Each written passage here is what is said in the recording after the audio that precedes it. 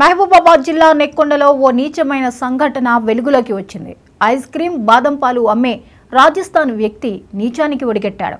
తన వీర్యాన్ని మూత్రాన్ని బాదం పాలతో కలిపి అమ్ముతున్నాడు. ఈ విషయం ఫుడ్ సేఫ్టీ అధికారులకు తెలియడంతో వెంటనే రంగంలోకి దిగారు. ఆ బండిలో ఉన్న బాదం పాలు ఐస్ క్రీమ్ని బయటపడేశారు. గత కొన్ని రోజులుగా ఈ వ్యక్తి ఇలానే చేస్తున్నట్లుగా గుర్తించారు. అతనిపై కేసు నమోదు చేసి చట్ట ప్రకారం చర్యలు తీసుకుంటున్నట్లుగా తెలిపారు.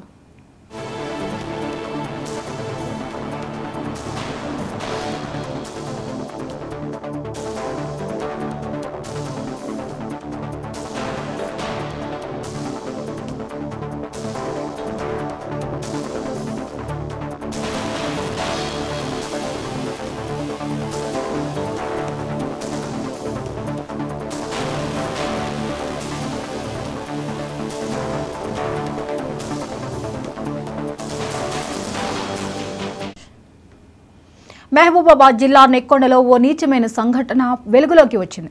ఐస్ క్రీమ్ బాదం పాలు అమ్మే రాజస్థాన్ వ్యక్తి నీచానికి ఒడిగట్టాడు. తన వీర్యాన్ని మూత్రాన్ని బాదం పాలలో కలిపి అమ్ముతున్నాడు. ఈ విషయం ఫుడ్ సేఫ్టీ అధికారులకు తెలియడంతో వెంటనే రంగంలోకి దిగారు. ఆ బండిలో ఉన్న బాదం పాలు ఐస్ క్రీమ్ని బయటపడేశారు. గత కొన్ని రోజులుగా ఈ వ్యక్తి ఇలానే చేస్తున్నట్లుగా గుర్తించారు. అతనిపై కేసు నమోదు చేసి చట్ట ప్రకారం చర్యలు తీసుకుంటున్నట్టుగా తెలిపారు.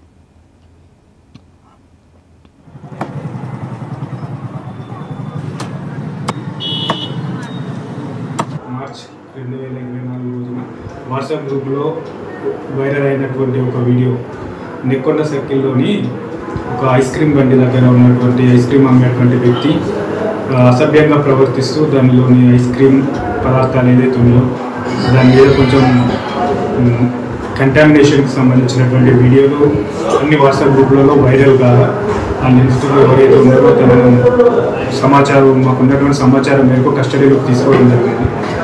తదుపరి విచారణలో భాగంగా ఫుడ్ సేఫ్టీ ఆఫీసర్స్కి ఇన్ఫర్మేషన్ ఇవ్వడం జరిగినది. వాళ్ళు కూడా దాని మీద తగిన చర్యలు తీసుకున్నారు.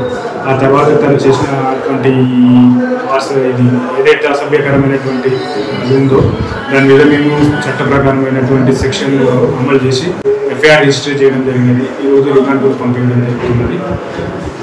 గ్రామ ప్రజలకు కానీ ఐస్ క్రీమ్ చిరు వ్యాపారులకు కానీ ఇలాంటి తిను పదార్థాలను అమ్మేటువంటి వ్యాపారులకు కానీ ఒక సూచన ఏంటనగా మీరు ఎలాంటి తిను పదార్థాలను కానీ అమ్మినా ఐస్ క్రీమ్లు కానీ అమ్మినా కానీ కూడా కొన్ని హైజీనిక్ కండిషన్స్ను మెయింటైన్ చేస్తూ ప్రజల యొక్క ఆరోగ్యాలను వాళ్ళ యొక్క పదార్థాల యొక్క మంచిని కూడా కాపాడుతూ ప్రజల యొక్క ఆరోగ్యాన్ని దృష్టిలో పెట్టుకొని మీరు వాళ్ళకి సప్లై చేయాల్సిందిగా కోరుచున్నాము.